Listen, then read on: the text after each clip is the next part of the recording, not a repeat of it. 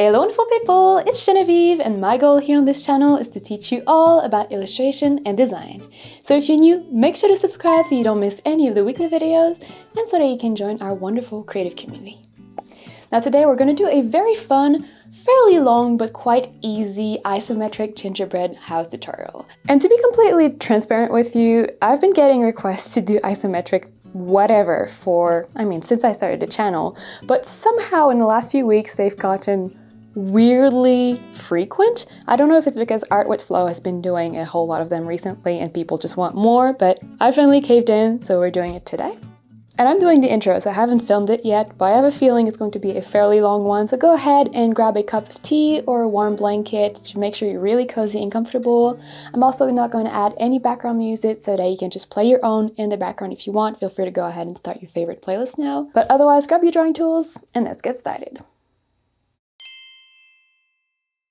Just a quick note before we start, I'm going to be working in an app called Procreate, which is on the iPad, but you can follow along with really any software of your choice. Now there is an isometric feature within Procreate, which we're going to use, but if you want to follow along with a different software, it is not a problem. I'm going to export the grid, the isometric grid I will be using in my software, so you can just download it as a regular image, import it in your file, and then use it as your base grid, even if you don't have Procreate. So if you are working in different software than Procreate, make sure to pause the video now, go ahead and download your isometric grid. It's totally free, of course. And then when you're ready, come back and we're going to start the design. So we're going to start with just a quick design concept sketch, I guess. If you want to just have exactly the same design as I do, feel free to skip to the next chapter in the video, either using the little scroll bar or just jumping to this timestamp. But otherwise, we're going to take 2 minutes and I'm going to give you tips on designing your own Christmas house or gingerbread house. Okay, so we're going to start with just very simple, rough concept sketches. So they don't need to look good in any way. We just want to have a rough idea of what we want to have on the house before we start working with the isometric feature. So go ahead and create a new layer and rename it to Concept Sketch. Now obviously here for the concept sketch you can use whatever color you want, whatever brush you want, because it is just a concept sketch. We're not going to see it in the final result. I'm just going to do mine in a neutral gray, as usual. And in terms of brushes, if you've been on a channel for a while, you know what I'm about to say. But I'm always going to, within this video, suggest a few different options. So I'm going to suggest free Procreate brushes that you can use and get a really good result. I'm also going to do my best to suggest alternatives or what to look for to find alternatives in different software. And I'm also going to suggest brushes from my Ultimate Illustration bundle. Now these brushes are not essential at all. I want to make that very, very clear. But if you do want to check them out, I will link them in the description below with a special promo code for the YouTube people. They're the brushes that I use every day when I create, I guess, real life illustrations. So not for YouTube tutorials, but for children's books and stuff like that. They're the brushes that I made for myself and people like them, so I'm now selling them as well. And especially for the sketch, the goal here is really just to find a brush that you're comfortable with. So that could be really whatever. If you're working with free Procreate brushes, one I really like or I would recommend is in the sketching pack, the HB pencil. If you're working with a different software, again, anything you know you're comfortable with, or maybe something that has pencil in the name could be a good alternative. And if you do have my illustration bundle, we are going to pick the sketching brush, of course. So here we're essentially going to draw two sides of the house. So we're going to draw the front side and then the side, well, the other side that we're going to see in the isometric perspective. So I like to start doing that by just drawing two very rough squares, as you can see. And then I'm going to label the left one front, and then the right one side. And I'm going to start by designing the front because I feel like that's the most fun, I guess, out of the two, but feel free to start with the side if you'd rather. And so I'm going to start very simple. I know I want a front door in my house. So a front door, that could be a few different things. It could be just a basic rectangle with a window. It could be a rectangle with many windows. You know, whatever kind of front door you want. Here I'm going to go with a front door that has a slight arch at the top. So kind of like that. And because I'm going for something Christmassy, I'm also going to add a wreath. So something kind of like that. And I also want a bit of a bow on the wreath. So as you can see, this is not meant to be pretty at all. It's meant to be a quick exploration of ideas so that when we move on to the isometric grid, which is a whole beast within itself, we know what we want to draw, we know what our intentions are. So this is a time to get creative. No one's looking at what you're doing, so just draw a bunch of lines and experiment with different things. If it looks terrible, that's okay, no one will know. And if I'm drawing this crazy sketch in front of all of you, you can definitely do it at home when no one's looking. Now, I want to have a little bit of something around a door. If it was a rectangular door, you could have just a regular door frame, you know, but since my door is arch, I think I'm going to frame it with bubble gums instead. So I'm just going to draw a few of them around a door. And I want my gingerbread house to look like it was made by someone. I don't want it to look too much like it was just drawn on a grid. So I'm personally going to pay attention to not making everything super symmetrical. So instead of having these bubble gums perfectly spaced out around the house or around the door, I'm going to put them a little bit staggered and a little bit randomly, I guess. Now I also want a roof, and I'm going to go with just a pretty basic roof. So nothing too pointy, nothing too low, just almost the same height as the house itself. And you could, if you want, have it kind of slope outwards. I'm going to keep mine just in line with the house because I want to have icing kind of dripping down. So I'm just going to keep it super, super simple so that I can then, with the colors and the details, kind of build upon that. But again, there's a bunch of different things you could do. You could have a flat top. You don't need that A-frame house necessarily. But I'm going to go again, yes, with this super basic top. And like I said, I personally want to have this icing dripping down, so I'm going to sketch it here super quickly. Wonderful. And maybe a few bubble gums on the top as well, just to tie in with the door. Now I feel like this top is really empty now, so I'm just going to add a big swirly candy here. You know, kind of those swirly ones. Again, this is a terrible looking sketch, but I'm just finding ideas. That's all that matters. So yeah, just a candy here to fill in that empty spot. Maybe I'm going to draw some details and icing. We'll see about that. Gorgeous. And I feel like I want the sides of the house to be a little bit more interesting as well. So maybe I'm going to transform the sides or add some beams, I guess, or support beams on the side that would be candy cane.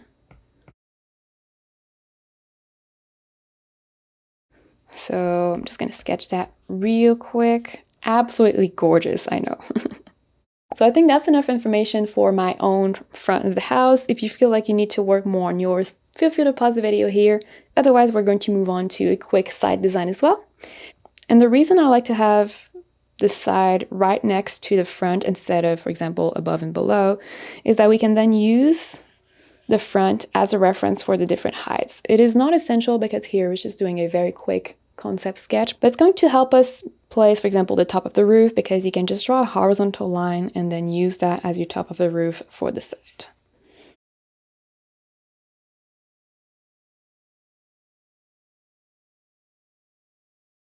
So I'm going to go with a house that is a little bit longer than it is wide. So I'm just going to extend my side essentially.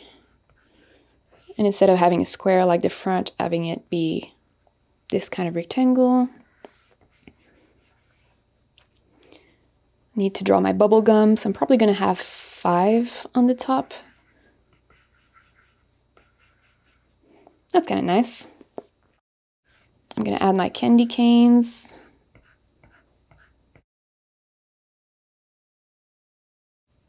As well as the icing dripping from the roof.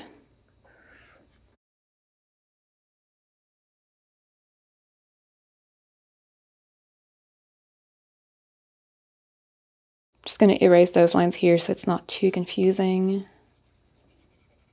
And you can really add whatever you want to the side. I think a window is probably a really good option. And again, just like for the door, you have a few different window options. You could have a very basic rectangular window, maybe with little sections in it. That could look super good. I'm going to match essentially the doors. I'm going to have another arch. with open shutters. So that means, for example, when the shutters are closed, that's kind of what the shape looks like. So if I want them to be open on the side, I need to mirror that. So kind of like that. And I also want a bit of a chimney, so I'm going to sketch that both on the front and the side very quickly.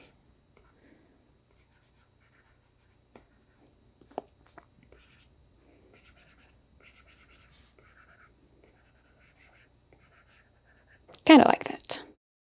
So as you can see, it is a very simple, basic, kind of ugly looking sketch, but most of the design decisions, without the colors of course, have been made at this stage, which is going to make the isometric drawing itself much easier.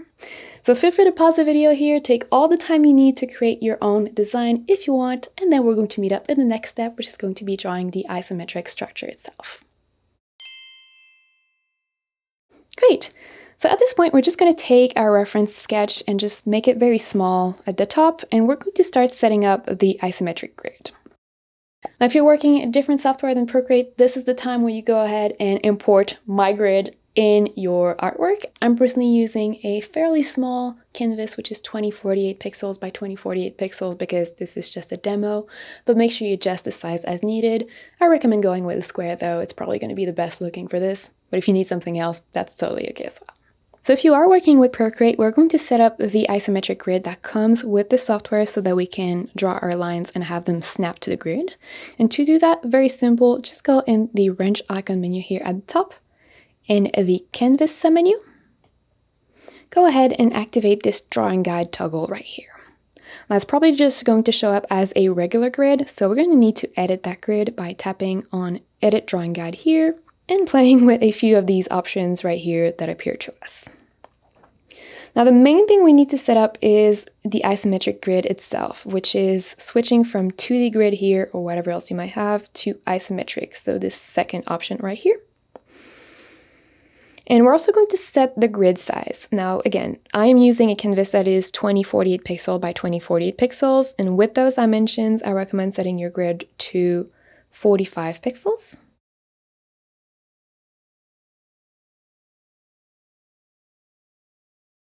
Now, if you're using a different size canvas, it is really not a problem. You don't need to have the exact same size grid as I do, but make sure you have quite a lot of triangles. So in case of doubt, make your grid smaller than you think.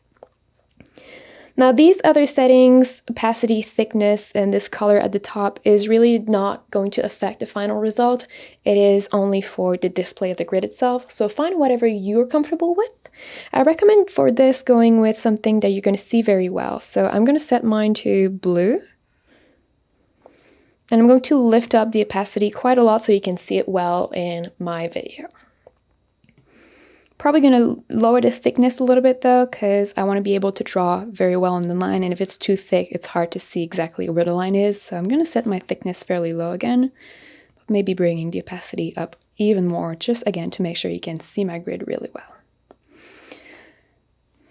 And the last little thing we're going to do is we're going to activate this assisted drawing toggle right here on the right corner. So once you're happy with your grid, go ahead and tap Done. And from there, we are going to use the grid and the snapping feature to help us draw a very basic structure. So we're going to start essentially like we were framing the house, so just building, again, that very basic structure without any decoration. And once we have that basic structure that is solid and we know works well with the grid because we use the snapping features, we're going to move on to drawing details without that feature so that our illustration doesn't look too static and stiff. But for now, again, we're going to use the assisted drawing function. So go ahead and create a new layer and rename that new layer to Structure. Now, in order for us to be snapping to the grid, we need to activate Drawing Assist on that new structure layer as well. So go ahead and tap on that layer, and from the menu, pick Drawing Assist. And here I'm going to stick with same brush and same color, so neutral gray and any kind of sketching brush you're comfortable with. And we're going to start by drawing the bottom of the house. So go ahead and zoom in and find a point that seems roughly in the horizontal middle of your piece and towards the bottom. It doesn't need to be exactly in the middle, doesn't matter, but something essentially kind of like this. And from there, we're going to go up towards the right. I'm going to go 12 triangles, and towards the left, the same amount of triangles. It could be different for you, but I think 12 is good because it's going to allow us to divide it very easily later.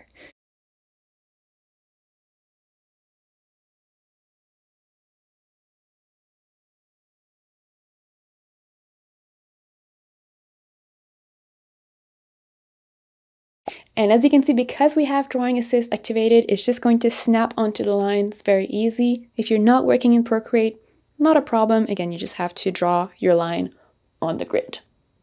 And then same thing on the other side.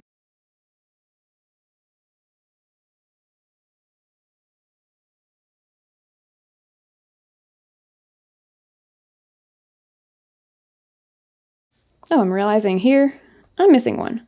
There you go, 12. From there, we're going to go 10 up on all of the corners we have so far.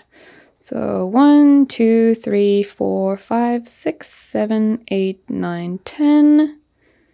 1, 2, 3, 4, 5, 6, 7, 8, 9, 10. 1, 2, 3, 4, 5, 6, 7, 8, 9, 10. And from there we can connect the tops. Now this side is going to be very easy because it's just a flat wall, but this front side has the roof, and the roof has a pitch, and the pitch is not really an angle that works necessarily very well with the isometric grid. So for now, we're just going to mark a point for the top of the house or the top of the roof, like the top edge, and then later when we start adding the details off the grid, we're going to connect that point to these sides, which is going to create a perfectly pitched roof. So for now, again, we're just going to focus on finding the middle. So in my case, if this was 12 little triangles, I can count 6 and draw a line there. 1, 2, 3, 4, 5, 6. So that's my middle right here.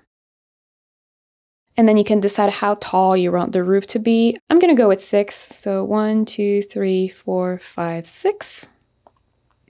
Now, although we cannot draw the sides of the roof, again, because of the pitch, we can draw the top edge because that one just aligns with the rest of the grid very easily. So you can just start with where you identify the top of the roof, and you can just drag that outwards to match the side. So my side, again, was 12. So 1, 2, 3, 4, 5, 6, 7, 8, 9, 10, 11, 12. And I'm kind of changing my mind. I think we're going to actually draw the pitch of the roof now. It's going to make it a little bit easier for everyone to visualize what we're doing. So we're kind of skipping ahead a little bit. We're going to go ahead and create a new layer that doesn't have Drawing Assist on it, and we're going to rename that new layer to Outlines. So this is the layer on which we're going to draw the outlines in the next step. But just so we can, again, see the house a little bit better, we're going to do it already. So create a new layer above everything you have so far. Rename that new layer to Outlines. And on that one, make sure you do not activate Drawing Assist. And for now, we're just going to draw these lines with gray and the same brush. It doesn't matter, we can come back and change it later. But we're going to draw the pitch of the roof, which is going to be very easy. Just go ahead and start from this top corner, connecting it with the wall. Then this top corner, connecting it with the wall. And same thing on this side right here. The top corner, connecting it with the wall.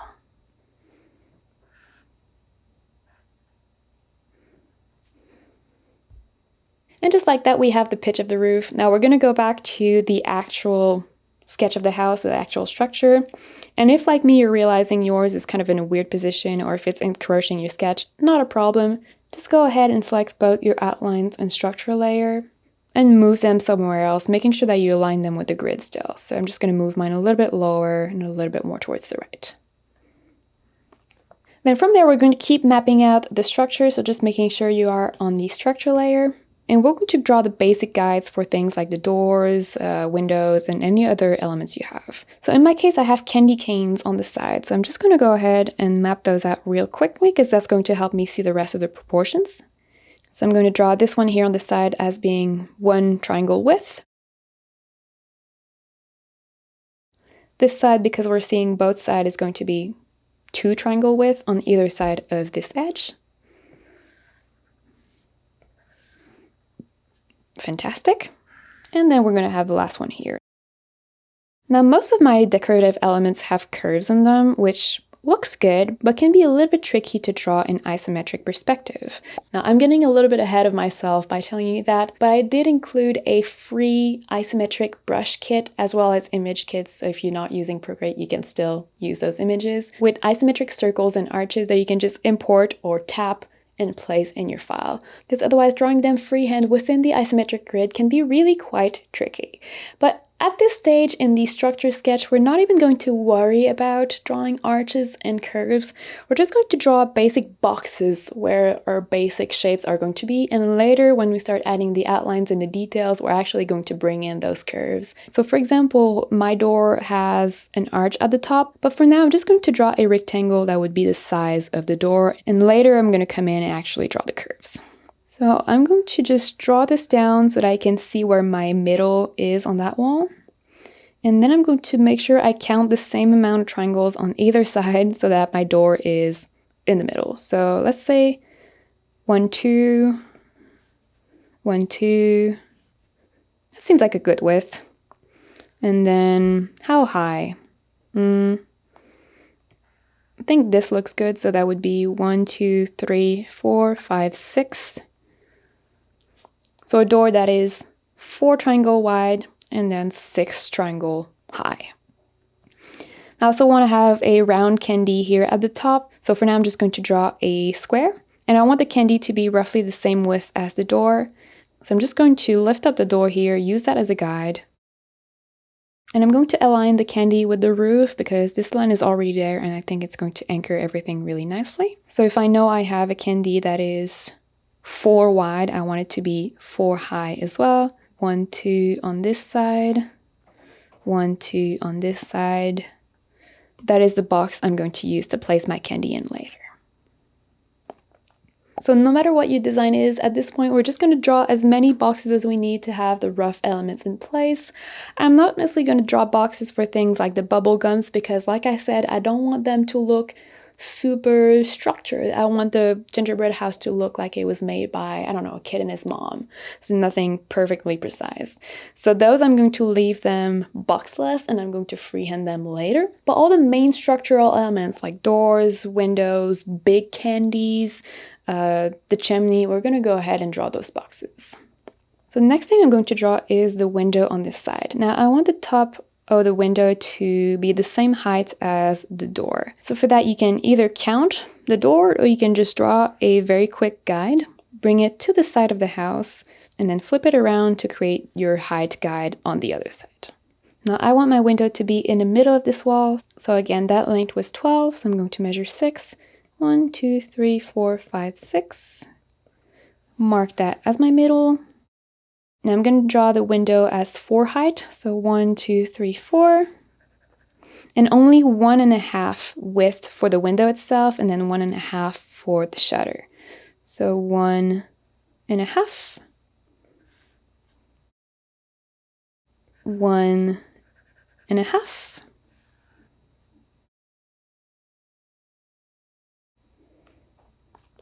and then the shutters, half, 1. There we go. Half, 1. There we go. Now the last thing I'm going to sketch in my structure is the chimney. But the chimney is really quite interesting because it starts with the same pitch as the roof, obviously, but then it finishes level with the ground, so it aligns with the grid. So we're going to go back to the outlines layer on which we have the roof parts and on which we don't have snapping. And we're going to draw the base of the chimney there first.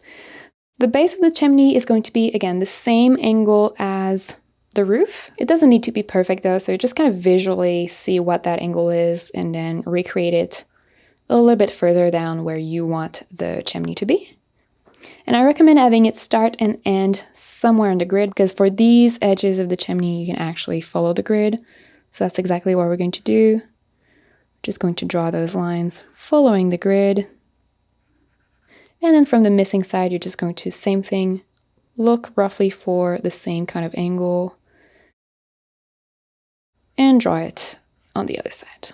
Great, so once you have the base of the chimney, we're going to draw the chimney itself. Right now, it's kind of like what the hole would be like in the roof or the chimney to go down in the house. Now we're going to draw the rest of the chimney.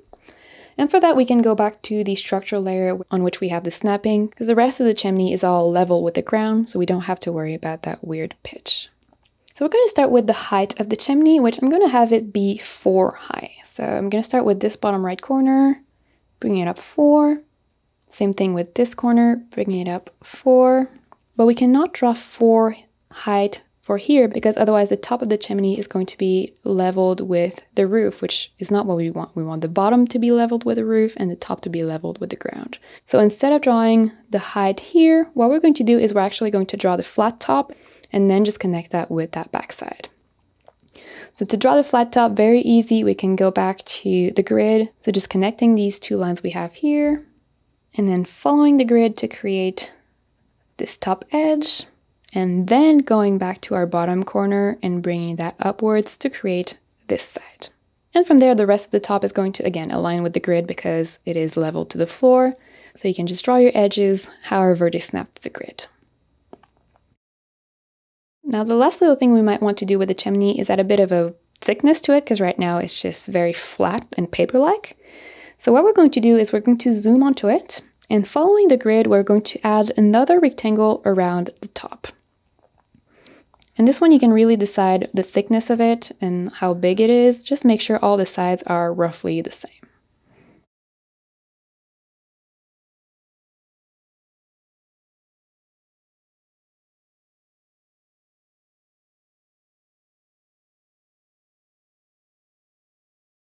And then if you bring down any of the corners you have, I'm going to go with that one, down to align to the grid, you're going to be able to create the rest of the chimney thickness.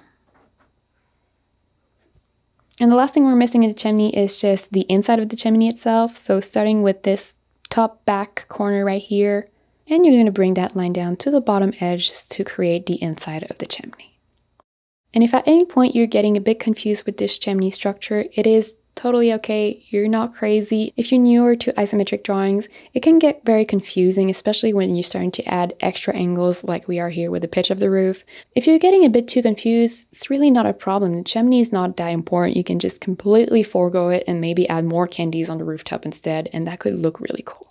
So feel free to pause the video here to take all the time you need to map out your main structural elements. So anything like doors, walls, windows, chimneys, all those big things should be mapped out on your piece using the grid. And once you're done with that, we're going to meet up in the next chapter, which is going to be drawing the outlines and the decorations to make this look actually interesting and not just super flat and stiff. Great, so once you have your basic structural elements mapped out with the grid, from now on we're going to move on to just drawing everything freehand using the grid as our reference, but we're not going to snap to the grid so that we can draw the decorations and all the fun things. Now, since we actually needed a layer on which we did not have snapping for the pitch of the roof, we already have this outlines layer, but I want my outlines to be a different color than the gray, so we're going to start by just changing those very quickly. And obviously, since this is a customizable tutorial, you can pick your own colors, but if you want to follow along with exactly the same colors I will be using, I included this very simple but quite cute color palette that you can download. It is completely free. It is part of my Procreate Jumpstart kit, which is a bundle of freebies. It includes the isometric brushes or kit I was telling you about earlier, as well as a bunch of other brushes, templates, color palettes, a whole lot of things. So if you want, again, my color palette as well as the brushes that we're going to use later, feel free to pause the video here, go ahead and find the link in the description below, totally free once more. You can download those and then come back once you have everything imported. Otherwise, you can pick your own colors, obviously. And I'm also going to add the hex code on the top right corner of the screen if you prefer that to downloading the color palette. You can simply go in the value section here and add the code in this hexadecimal section right there.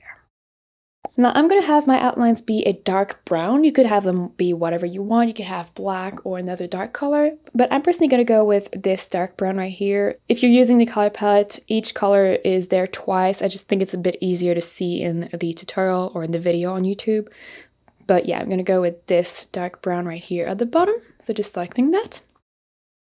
And since I already have some outlines on my outlines layer, what I'm going to do is I'm just going to recolor them by taking my brown and dropping them on one of the lines. So for example, I know the pitch of the roof was an outline, so I'm just going to drop that here real quick. And I want to make sure it's going to affect all the lines I had on that layer. So for that, I'm going to adjust the threshold without lifting the pencil from the screen. I'm going to move it towards the left until it fills in everything. So in my case, I can lift it to 100%. If you lift it to 100%, it fills the entire screen in your case. Just move it back towards the left until it fills only your lines.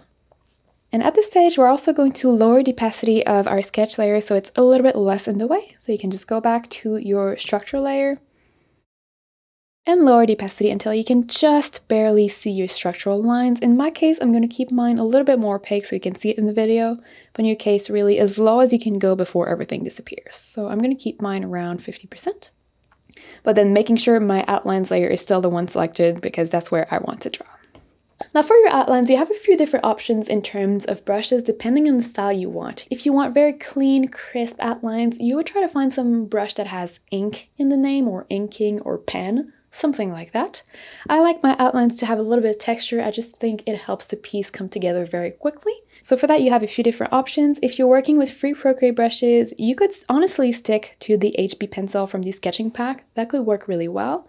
You could also switch to the 6B pencil. Now, if you're wondering, yes, the display of mine is really thick. That was from a previous tutorial, but don't worry about it. You can just use a basic one that comes with Procreate for this video. It's totally fine. So those are two options. If you're working in different software, again, something that has pencil in the name, but you know it's going to be fairly precise. So nothing super thick and rough like a charcoal, because you want to be able to be precise. So something that has a bit of texture in it, but is also going to allow you to draw pretty clean lines.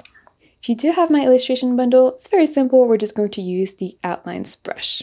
And here we want all of the outlines to be roughly the same width, but that width can be whatever you want. So just go ahead and play with the slider here until you find something that seems to work well for your own preferences, as well as your canvas size and a bunch of things like that. And once you're happy with the width, what you can do is just tap on the selector here until this little size with the percentage appears. And if you tap plus, Procreate is going to mark it as somewhere you can always go back to. So whenever you're using this specific brush, you're always going to have this size marked down. So if you change the size either by accident or because you need to draw something else, it's going to be very easy for you to just swipe it down and bring it back to what that was. And from there, we're going to use the basic structure and a little bit of the grid to start drawing the actual outlines, the decorations, and all of those elements. And it is highly possible that yours are going to be different from mine. So feel free to either copy what I'm doing if you want to have the exact same result as me in the end, or kind of veer off the road and draw your own details. So I'm personally going to start with the roof. I want to have this icing that is dripping down that looks like snow. So instead of drawing a straight line for this edge of the roof, I'm going to go in and draw my icing.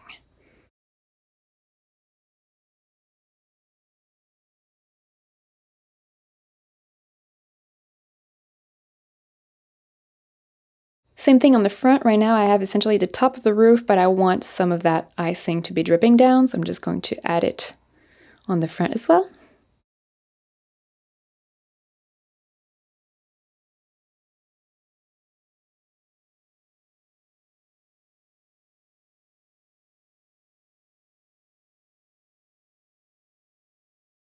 And I'm just going to erase that weird little line. I don't need it. There you go. The next thing I'm going to draw is the candy canes, because that's going to be very easy. They're pretty much already mapped out. So I'm just going to go over the lines I already have, except for the bottom, because I want the bottom to be slightly curved. And here I'm just going to draw whatever curve. Honestly, I'm not even going to worry too much about it. I might have this icing bulge a little bit though. Yeah, that's a bit better.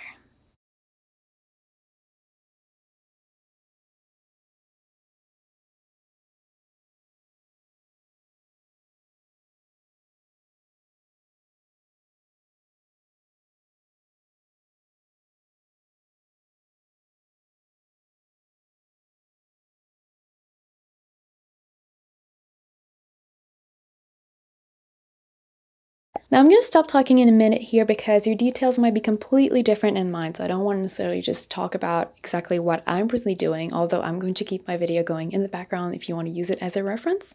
But before I let you go with your outlines and details, I want to show you how you could approach drawing curves. So I'm going to use this round candy here as an example at the top. If I was to just draw a normal circle and zoom out, it would look really weird because the circle has to actually follow the isometric rules.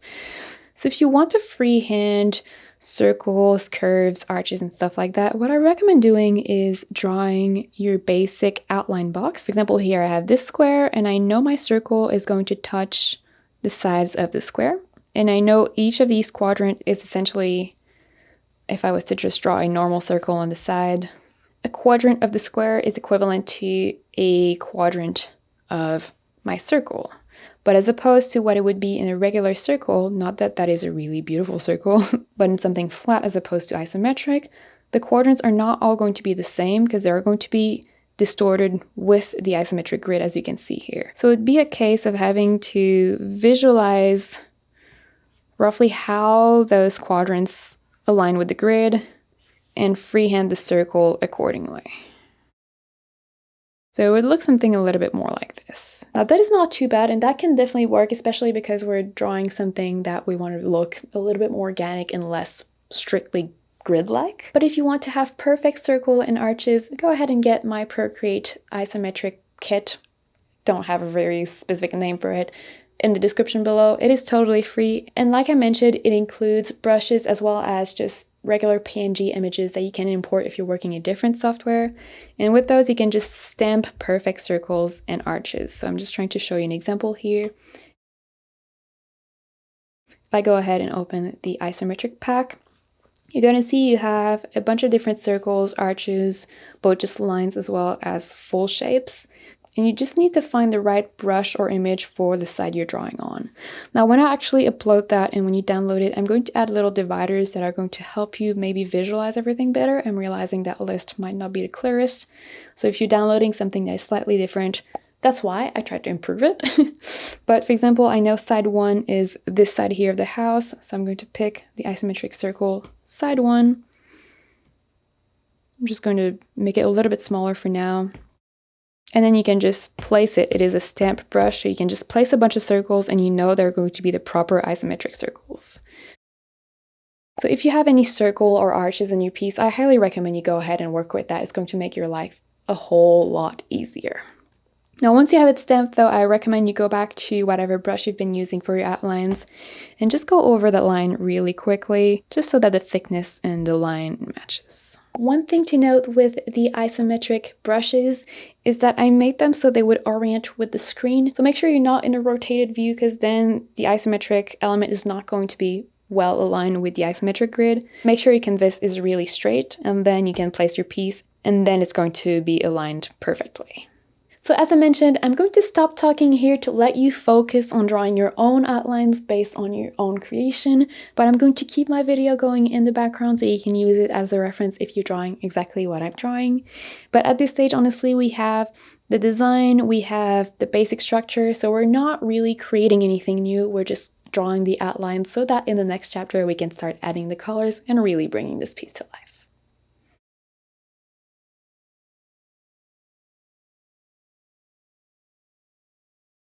And with that, it is time for the secret password, which is going to be a little bit different in this video because I actually have a question for you. I want to know if you're drawing my design or if you're drawing your own. So yes, if you've watched this final video, just leave me a comment below telling me, are you drawing my gingerbread house or your own design? And if you're new on the channel, you might be a little bit confused with this secret password thing. Essentially, it's a game that we play here on the channel wherever I post a long-form illustration video. I hide a secret password for you to find, and that does a few things. The main one being it does give me a lot of insight into how to edit and pace my videos better, and that helps me create better tutorials for you guys. Sorry about my dog, it started barking, it's been a day.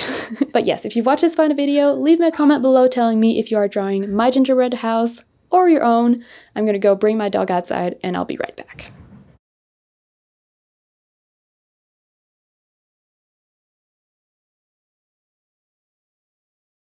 Now, I know I said I was going to stop talking, but if you're still listening, I'm going to give you another tip. If you're drawing spheres, so like bubble gums are sphere, not just flat circles like the candy at the top, those you would draw as regular circles because the sphere is the same in all angles, essentially.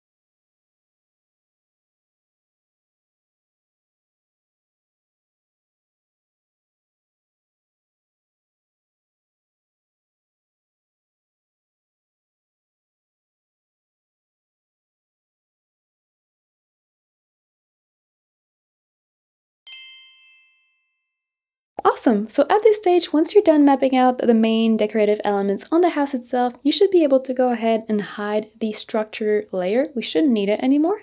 But before we move on to adding the colors, we're going to add a few decorations around the house. So I'm going to start by adding an icing snowy bottom on which the house is resting. So still on my outlines layer, I'm going to follow the grid for this because, again, I want this to be leveled with the ground because it is the ground. I'm going to start a little bit behind the house, so probably here. And I'm going to follow the grid, although very loosely because I want it to be icing and snow, so I want it to be kind of wobbly. Now this might be a little bit long. I think I'm going to go 1, 2, 3, 4, 5, 6 for my length. And I'm going to draw a very gentle guide that I'm not actually going to use in my final outline, just so I can see where everything is going. So again, following the grid, but this time coming forwards, just to help me visualize how much snow I want around the house. So I think something like this. Honestly, I don't really know exactly how long that is, but I think that looks good. And I'm going to draw the front edge.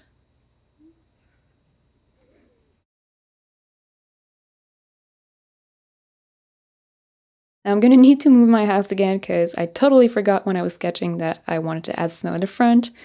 So I'm just going to select my outlines and structure layer. Just in case I need the structure again, I'm going to move it as well. I'm just going to move them around in my piece a little bit.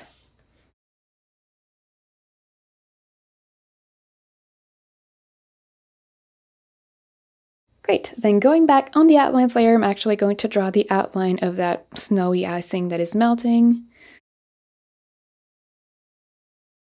So this side I'm going to have in the final piece, but instead of having, yes, this straight line, I'm going to have that be melty icing.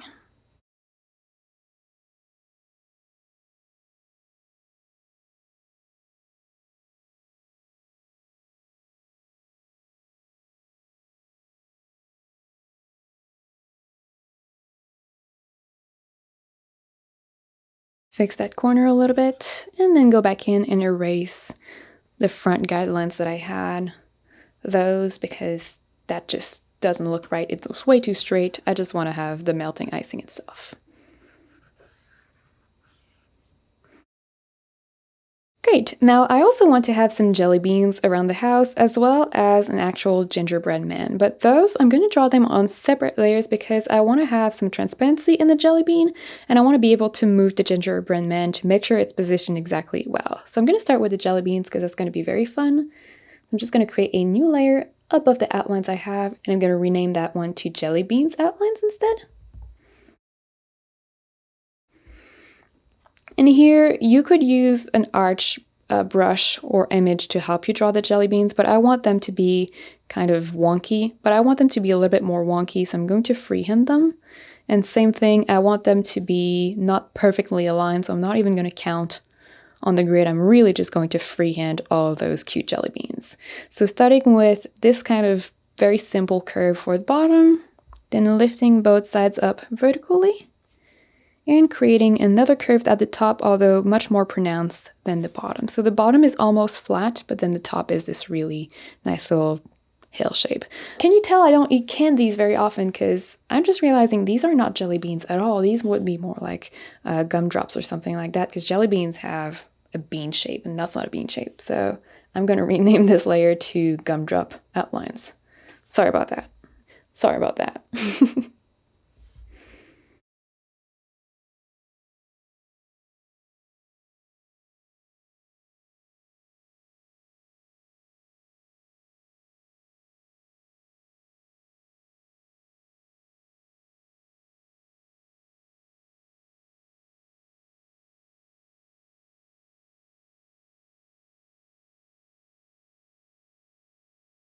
I'm also going to draw a few at the front of the house.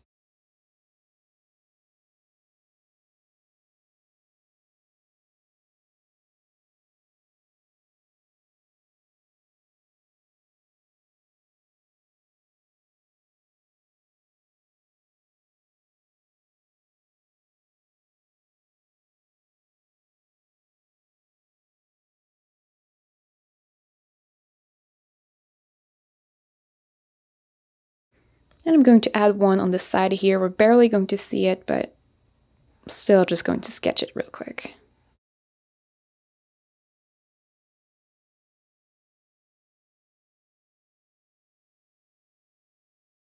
Great! Now we have only one more outline to draw, which is the outline of the gingerbread man. You could have a bunch of you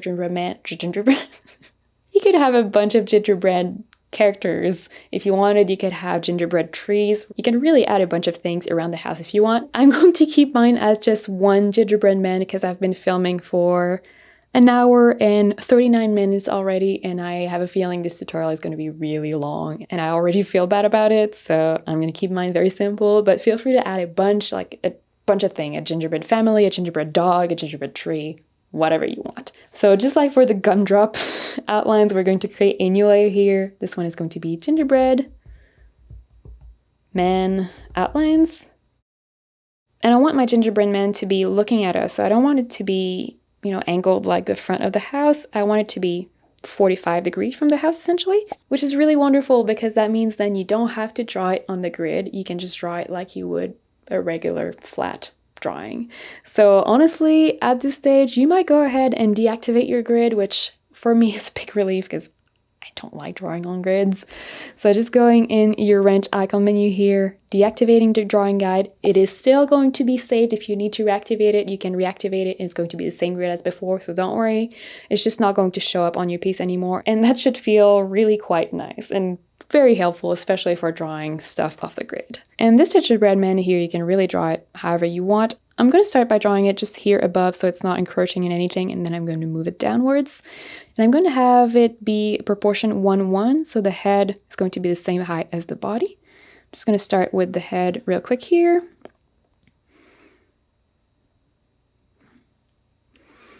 And then just kind of roughly measuring that height for the body. I'm going to start with just the body and the legs. I'm not even going to worry about the arms to start with. So I'm going to draw this kind of inverted, rounded V shape. Gorgeous. And then I'm going to draw the arms. And I think I'm going to have it wave. So I'm going to have one arm up and then one arm down. I'm just going to clean it up real quick, erasing any line that shouldn't be there or that I don't want to be there.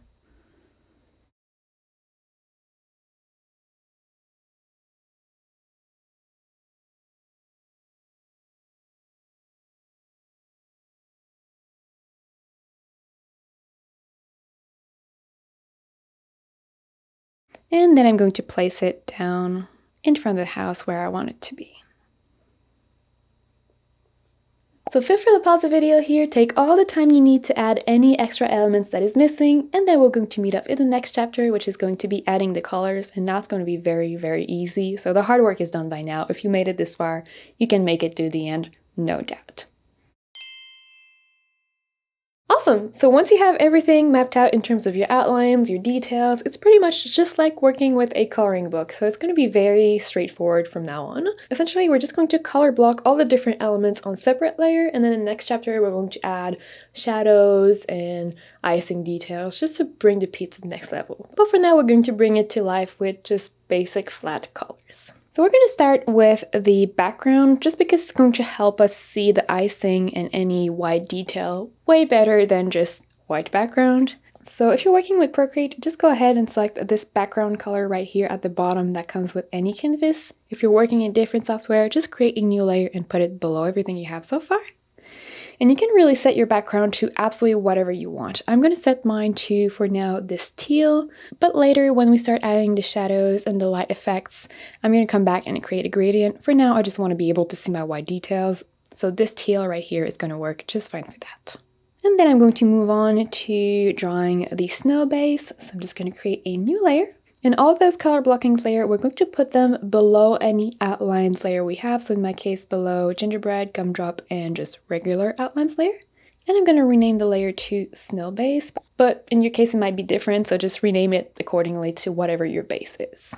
And here I'm drawing icing that mimics snow. So I want something almost white, but not fully white, because otherwise I won't be able to come back in and add highlights, which I love to add highlights, so that is not an option. So instead of using pure white, I'm going to pick this little pinky beige right here in the color palette. As you can see, it is, well, a red kind of hue, almost fully desaturated and almost fully bright, but not pure white. And for all the color blockings, what I recommend doing is picking the most simple round brush you have. So if you're working in Procreate, that would mean going in the airbrushing pack that comes with Procreate, picking the hard brush here, making sure the opacity is fully up to 100%. If you're working in different software, the most basic round brush you have that doesn't have texture or feathering, just a circle, is what you want to pick. And if you do have my illustration bundle here, you can go ahead and select the base round brush. And what you're going to do is you're going to outline that entire shape that you want to color block and then fill it in to create a silhouette. Now the size brush you use here doesn't matter at all, as long as you're comfortable with it and it's allowing you to draw a nice outline without spending too much time. That is really all that matters.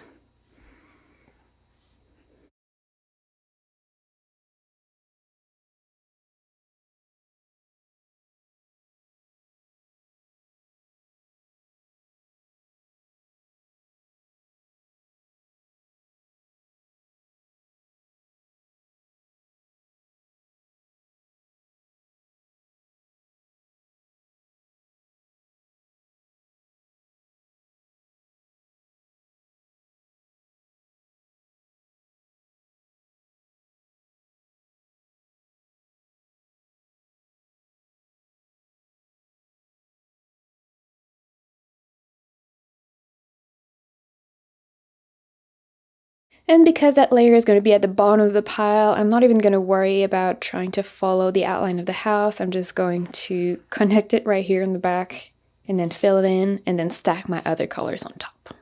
Speaking of which, next I'm going to go ahead and draw the gingerbread house itself. So just creating a new layer, still below all the outlines but above the snow base. I'm going to rename that to gingerbread house. And for the gingerbread house, I want a gingerbread color, so I'm going to pick this kind of orangey brown right here in the color palette. As you can see, yes, it's orange, pretty much middle of the way in terms of saturation, and really quite bright. Otherwise, it's the exact same technique. You're just going to outline the house and then fill it in to create a solid silhouette.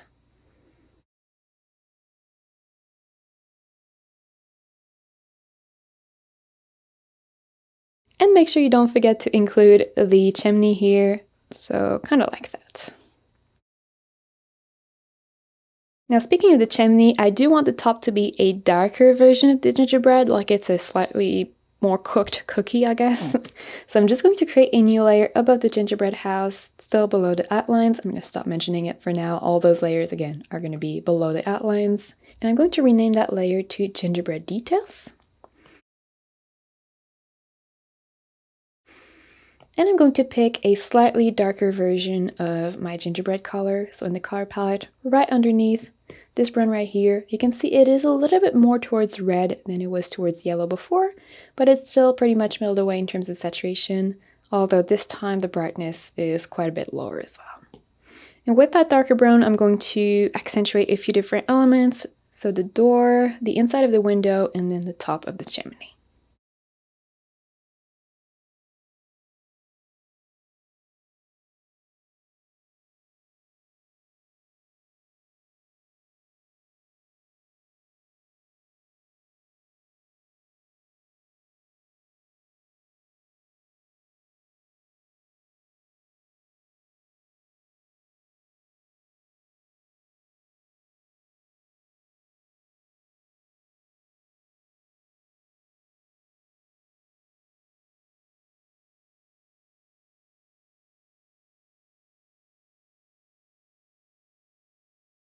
So we're just going to keep going through the list of elements we have, color blocking them on separate layers, keeping them organized by category. So for example, all these little bubble gums are going to be on one layer, all these gumdrops are going to be on one layer, just to keep it a little bit easier to manage. But otherwise, it's very simple. We're just going to keep going through all the elements we have and all the different colors we have until we have everything roughly mapped out. So once more, I'm going to stop talking here to let you focus. I'm going to keep my video going in the background if you want to use it as a reference. It's pretty straightforward, and once more, this is something you can use as a way to personalize your piece because you can easily change colors. So don't hesitate to have different color patterns that I'm doing. If you want to have maybe something a bit more Christmassy, you could just use red and greens instead of a rainbow color for your candies. If you want to have something that doesn't feel Christmassy, although this is a gingerbread house, you could have your own favorite color. You could have just like all purple. So really feel free to go ahead and do your own thing here, but just don't forget to draw everything on separate layers just so it's a little bit easier to organize and change later down the road if we need to.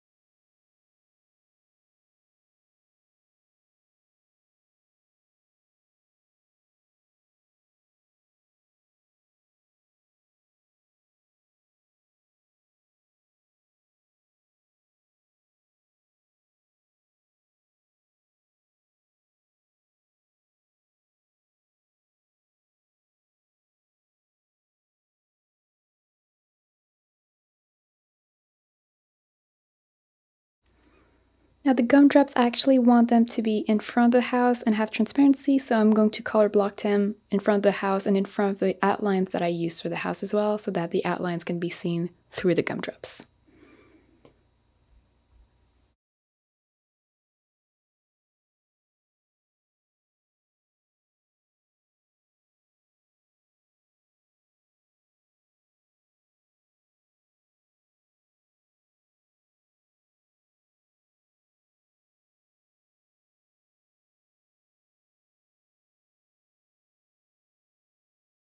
And to have the transparency, I'm just going to lower the opacity of the layer a little bit, not a whole lot, probably just around 90 or 92, something like that, but just enough to kind of see the house through them a little bit. It's very subtle, but it's still there. And as you can see, the reason we're drawing everything on separate layer is so that you can recolor stuff by just dropping colors onto them very easily. Like I drew all the candies, all the gumdrops, all of those individually, all with one color just to be a little bit quicker. And once they were drawn, because they were on separate layer on their own, I just went back in and dropped the colors onto them super quickly.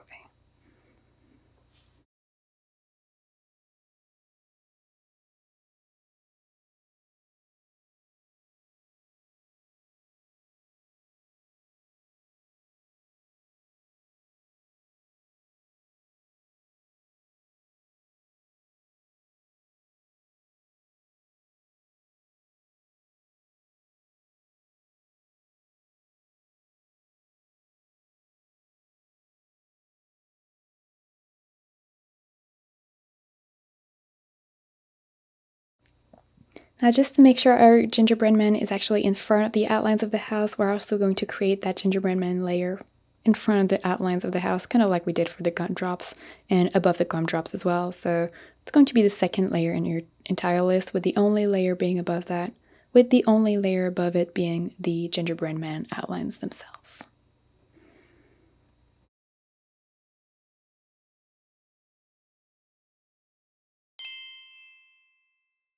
Okay, so at this point we should have everything color blocked. We're still missing some of the icing details and everything, which is what we're going to do next.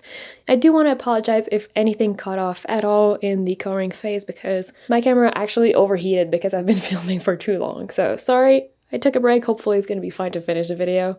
Let's jump in. So the next thing we're going to do before adding the shadows and the lights is adding the missing little detail element, mostly the icing. And I'm going to draw all of those icing details on one layer that is going to be right below the outlines for the house.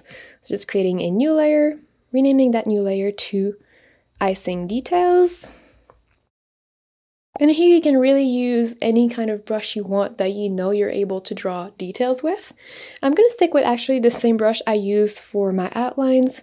So the outlines brush that come with my illustration bundle, you could stick with a 6B pencil or a pencil brush if you're using a different software.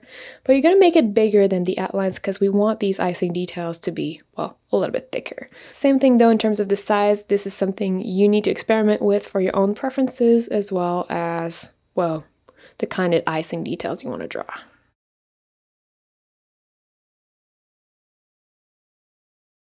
And I'm going to freehand those details, although I'm going to reactivate the grid just so I have a better idea of how to place them overall, but I'm not going to worry about drawing perfect curves or anything. I'm going to freehand everything, although if you wanted, you could definitely go ahead and use my brushes for curves and stuff like that.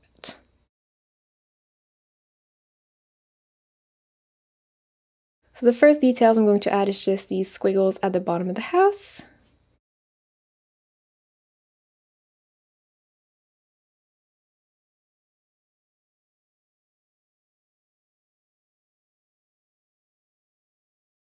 I'm also going to actually draw the window a little bit better. Right now it's quite flat and boring, so I'm going to add the window frame and some details within the window itself.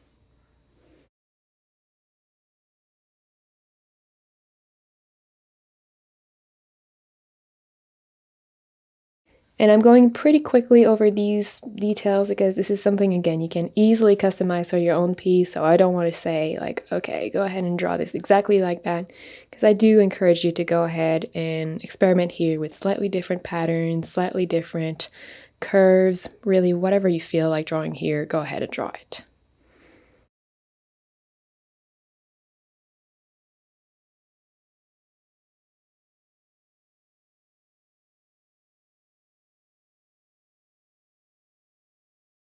I'm going to add some little dots on the sides just to fill in this empty space. Very simple.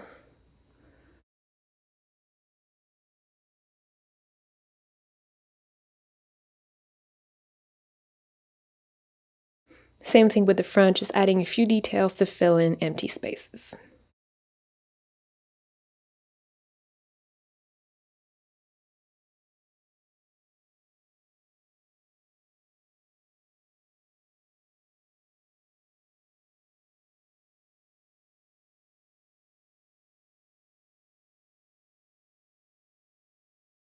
Now while I have the icing color and brush, I'm also going to add icing on my gingerbread man. So I'm just going to create a new layer above the gingerbread man color so it actually works. And rename that new layer to gingerbread icing or gingerbread man icing.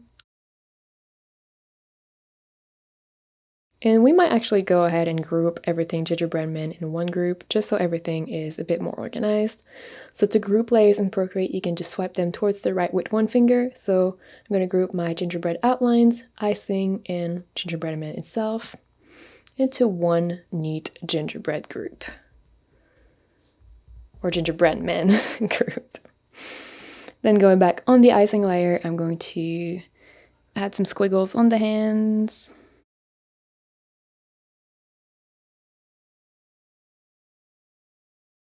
The bottom of what would be the pants. You can add two little buttons. Cute little cheeks, although I don't have the facial features. I'm just realizing I forgot about that. So I'm gonna come back in and add those in just a second. And then maybe a little spiral here for some sort of a cute little hairdo. Now before moving on to adding the other details, I'm just going to take a second to add the facial features on the gingerbread man. So I'm just going to go back to my gingerbread man outline layer. I'm going to color pick my brown. It's going to be very easy to make sure I have the same size brush because I still have that little marker right here. Whoops. So I'm going to set it to my 2% from before. And I'm going to draw two cute little eyes that are overlapping with the cheeks. And the tiny smile in the middle.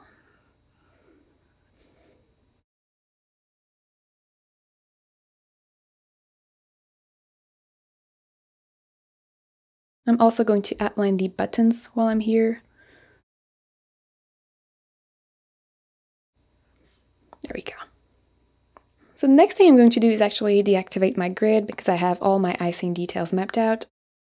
and the grid is just making me a bit crazy. So I'm going to deactivate that, and then I'm going to add the swirls on the candy cane. So for that, I'm going to create a new layer right above the candy cane layer. I'm going to rename that one to swirls. Doesn't really matter. And to make it a little bit easier, I'm going to apply that layer as a clipping mask onto the candy cane. So just tapping on the layer to open the layer menu here and selecting clipping mask. And essentially what this does is now everything we draw on this swirls layer is going to stay within the candy cane shape, which means we can just pick whatever color we want. I'm going with my same white as for the icing. Same brush, but a little bit bigger. And you can see whatever you draw is going to stay within the shape you had. So I'm going to use that as a way to quickly draw my little swirls. And I'm going to start by drawing those swirls horizontally with the same curve as the bottom. And once I have them all, I'm going to go and use my distortion tool to distort them and give them that diagonal feel that candy canes usually have.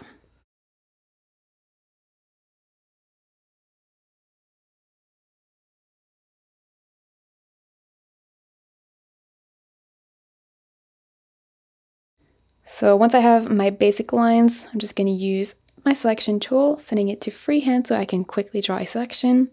I'm going to select around that candy cane, and then with my arrow tool, setting it to distort, I'm going to be able to bring one side down and one side up, which is going to create that little swirly effect. So I'm just going to do the same thing on the other candy canes.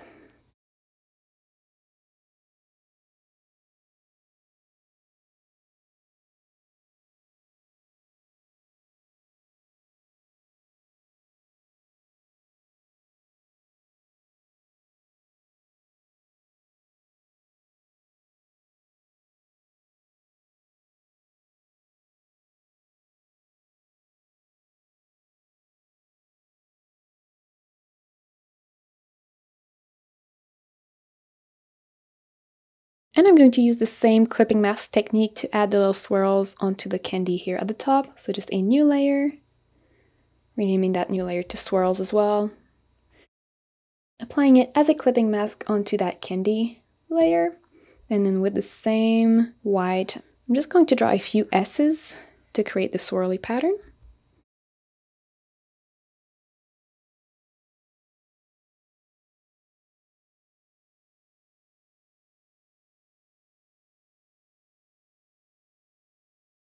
And then I'm going to color those in manually so that I have a little bit of texture.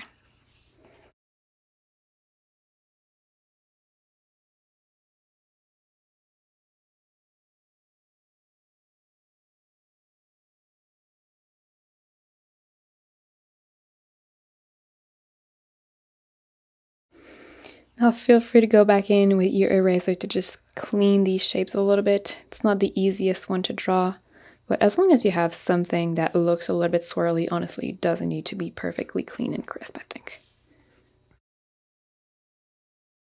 And the last little details elements I'm going to add before moving on to the shadows is just a few little dots and texture elements on the gingerbread house and the gingerbread cookie man character thing.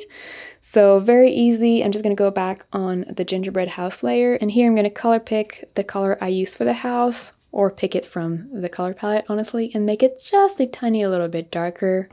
And then with the same brush, I'm just going to add some tiny little dots in groups of 1, 2, or 3 around the house, just to make it look a little bit less flat. So very simple. It takes just a few seconds, but I think it helps make the piece look a little bit more interesting and a little bit more polished.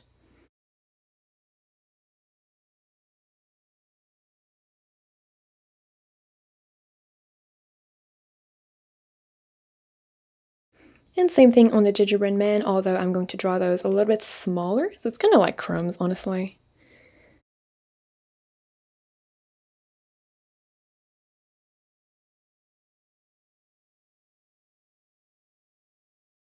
So once more, feel free to pause the video here, take all the time you need to add more details, and then we're going to meet up in the final chapter, which is adding the shadows and lights. We're going to keep it very simple because this is complicated enough, but it's going to completely transform the piece, so you definitely do not want to skip that step. So we're going to start the shadows and lights by just adding a bit of a gradient in the background to help the piece pop a little bit more. Right now it's quite, well, flat. But before that, we're going to group some of our layers to help our file make a little bit more sense. So what we're going to do is we're going to, like we did for the gingerbread man, group the gumdrop layers. So you should have just outlines and gumdrops. So group that, collapse the group, and rename that to gumdrops. And then you're going to select all the layers you have that are related to the house itself. So not the snow base, but gingerbread house, details, wreath, bow, candy cane, swirls, front, all of those, including the outlines. And you're going to group that in one big gingerbread house group.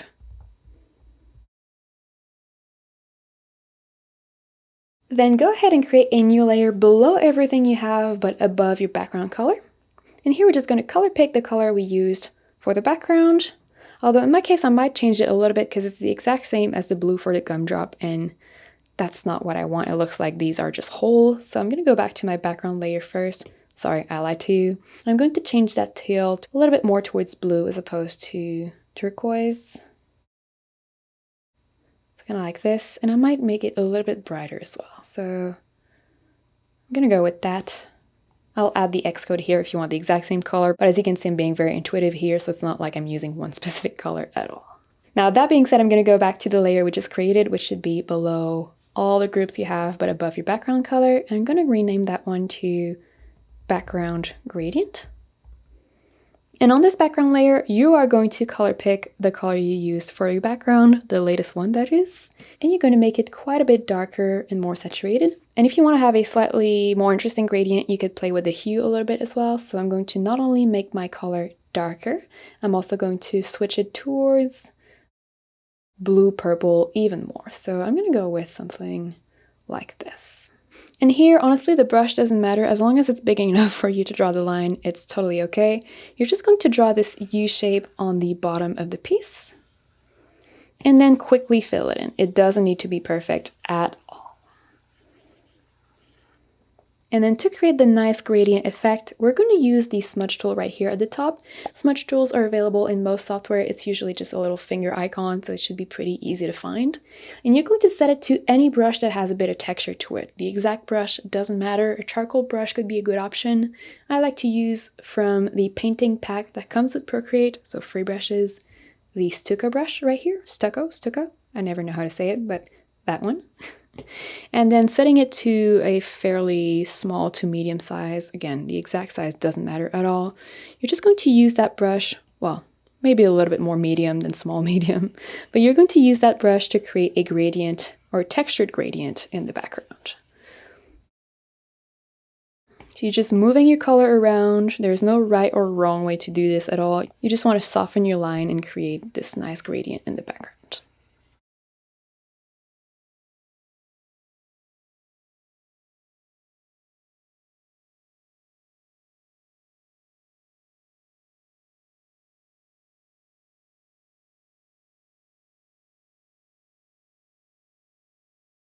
Cool.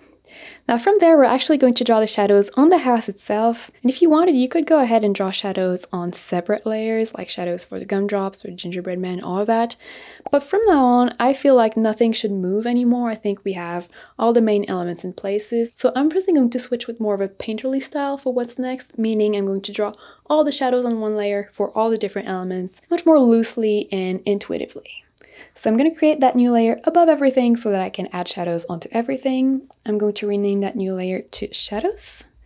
And here you have a few different ways of adding shadows. Obviously, you could go ahead, color pick the different colors, make them darker, and then make sure you paint your shadows right onto the right spot. That could work, but that would take a lot of time and honestly would be quite challenging. What I recommend doing instead is picking one color that you want to tint all of your shadows with. I like to go with this kind of grayish purple, this one right here in the color palette. But you could go with anything else, honestly, that is not just a neutral gray. And then we're going to apply the shadow layer as a blending mode so that the software we use is going to take that color and adapt it to the colors below, making them either lighter or darker depending on the blending mode we're using. Here we're drawing shadows, so we're going to pick a blending mode called linear burn. It's right here in the list. You could also pick multiply if you don't have linear burn for some reason. And we're going to lower the opacity of our layer probably around 50%, just so we can have a better idea when we're getting started. But as you can see here now, if I just draw on this layer, my purple is going to blend and change depending on what's underneath, which is going to allow us to paint shadows really super quickly. Here in terms of brushes, you have, again, so many different options. If you just want super soft, non-textured shadow, just try to find a soft airbrush. I like to have textures in my illustration, so in that case I would recommend using something that has charcoal in the name. So if you're working in Procreate, there is a charcoal pack. I like the willow charcoal. I think that one works pretty well. But if you do have my illustration bundle, you could go ahead and pick the basic texture brush. And again, here I'm going to keep the shadows very simple. You could have something a little bit more precise if you wanted to, but I feel like there's a lot going on in this piece already, so I don't want to overwhelm visually everything with a bunch of precise tiny shadows. So I'm mostly going to add shadows whenever there are elements that are overlapping on the right side of those elements. So for example, here there's the candy cane that is overlapping the house. So I'm just going to quickly add a shadow onto the candy cane in the side of the house, like this. Now I can already tell my shadows are way too dark, so I'm just going to finish drawing that one, and then I'm going to go back and lower the opacity of my shadow layer, probably around, let's go with just shy of 30%. So essentially here I'm just going to go over the entire piece, and whenever there are overlaps, I'm going to draw a shadow on the right side of the element, well, lower right side. So for example, here, these little icing details, I'm going to add a shadow on the right bottom part of them, just to help them pop a little bit.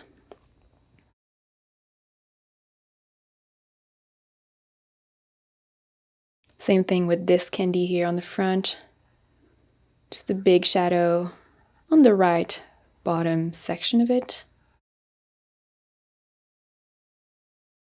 You can see it's not precise, it's not super realistic, but it really brings the piece to life very quickly. Definitely something under that roof icing. So again, bottom right of all those little squiggles.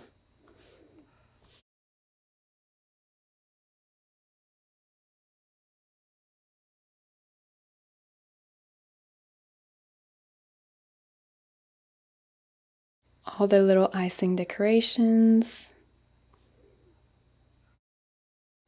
Under the gumdrops or gumballs.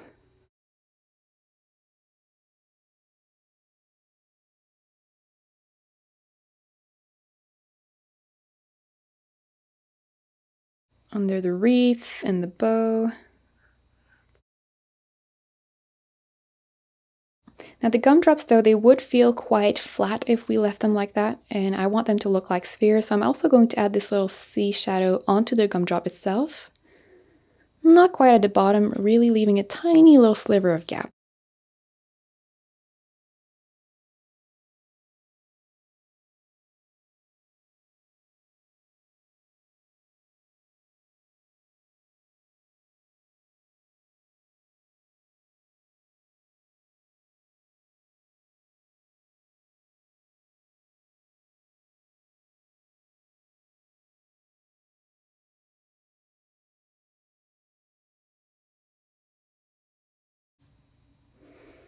It's going to be the same thing with these gumdrops as well, just adding a bit of a C shadow on the bottom right section.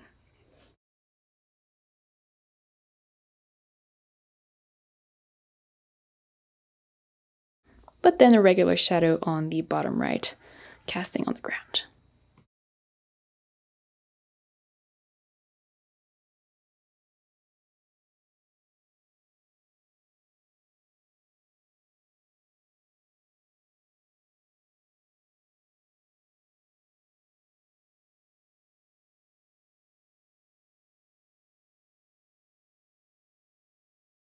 Same thing with the side and the roof, just adding shadows on the bottom right of the different elements.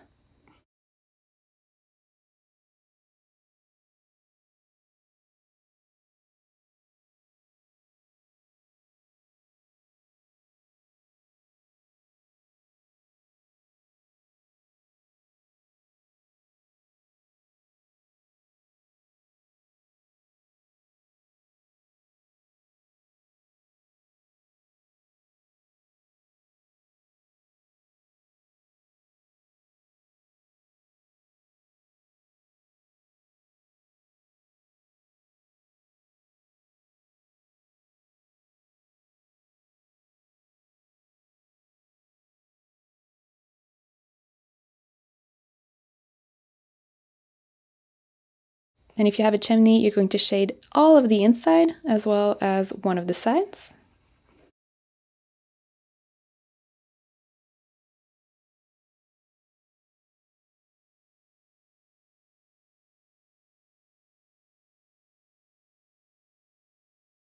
And we're also going to draw a floppy version of that chimney as a shadow on the roof because the chimney would be casting, well, a shadow on the roof.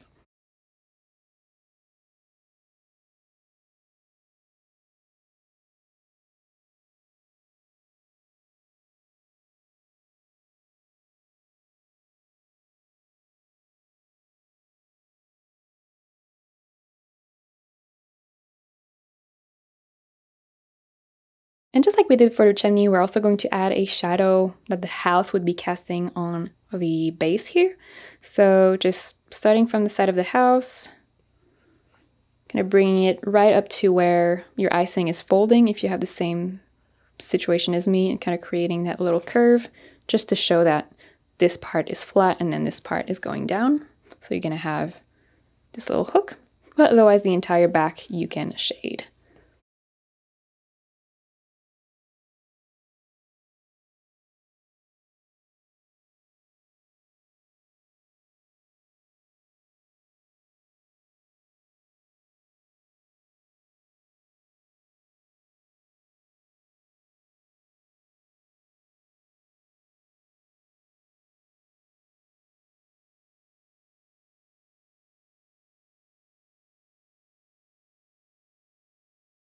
And you can also gently shade this front and side part, the ones that are folding downwards, just to help, again, see that they're folding downwards. So very, very, very gentle, adding a bit of shadow like this. Now I'm noticing I'm missing a few cast shadows. I'm missing these gumballs casting a shadow on the roof, so I'm just going to draw those very quickly.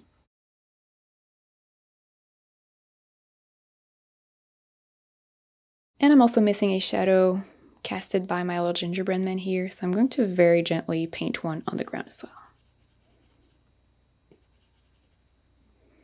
Just like that.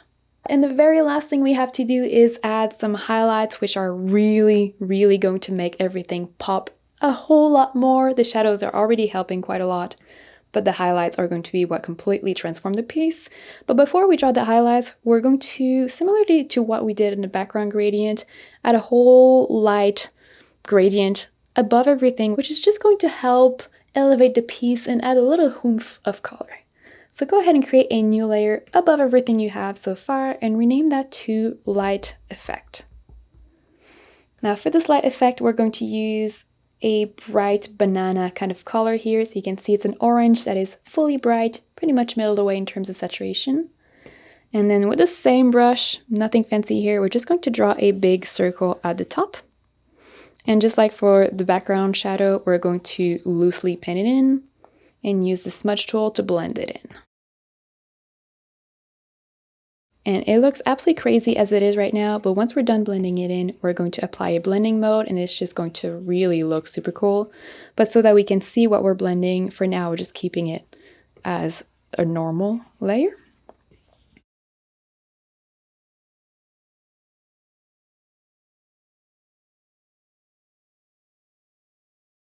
Once you have a pretty good blending though, go ahead and change the blending mode of this light effect layer to something like add overlay or soft light. You can really experiment with different things. I'm going to go with overlay, but I'm going to lower the opacity of it quite a lot.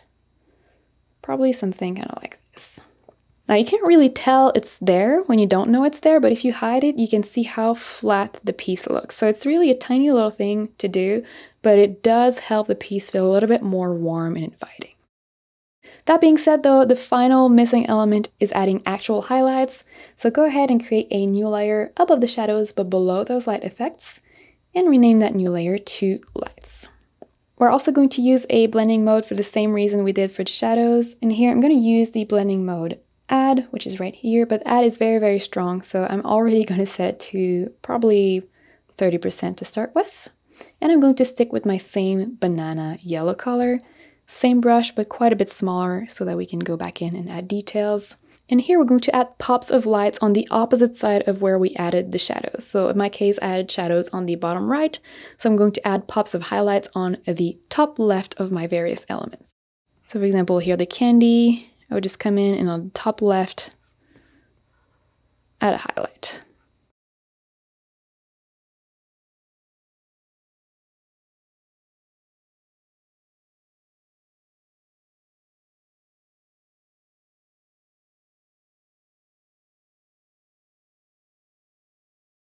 And for elements that are super shiny, so everything candy, all the icing, you can go back in and also add extra little highlights here and there, so little ovals, little dots, just to really make them pop on top of that regular highlight that we're drawing. So for example, the roof here, I'm going to have my normal highlight on the top left.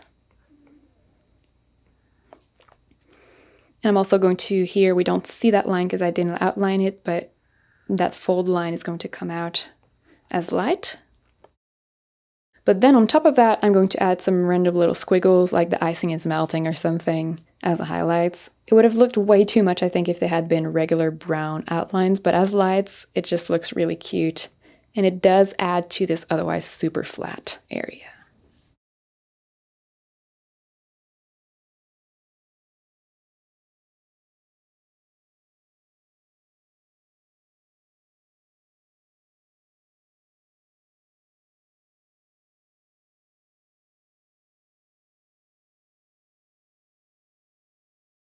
Same thing with the base, it is super flat, but I don't want to actually come back in with my brown and draw this line as an outline. I think it would look just a little bit too harsh, and since this is icing, it should be pretty soft.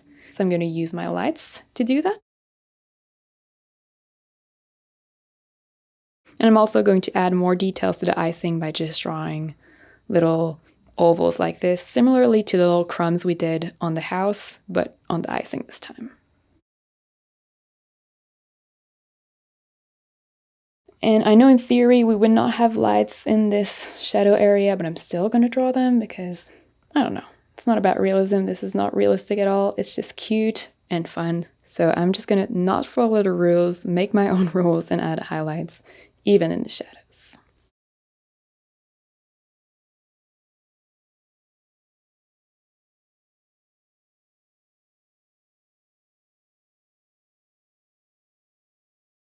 Otherwise, though, the candy cane, the gumdrops, all the other elements, it's going to be very simple. Like I said, just a line on the top left of those various elements to add highlights, and maybe extra little lines if it's an element that is super shiny like candy.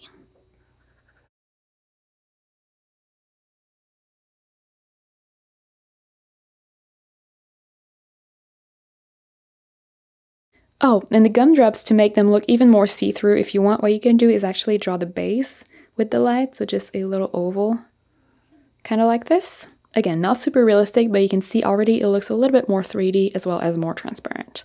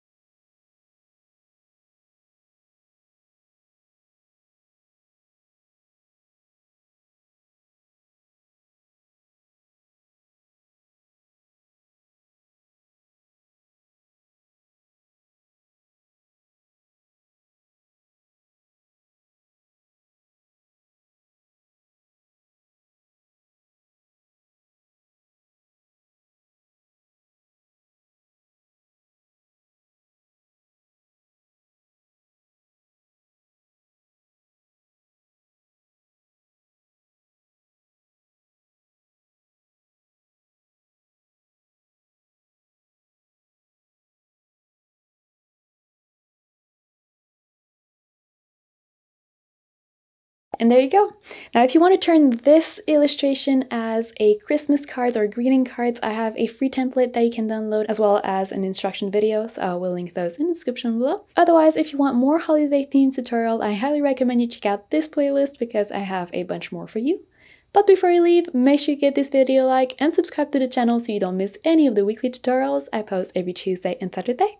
Then click on the link right here and I'll meet you there.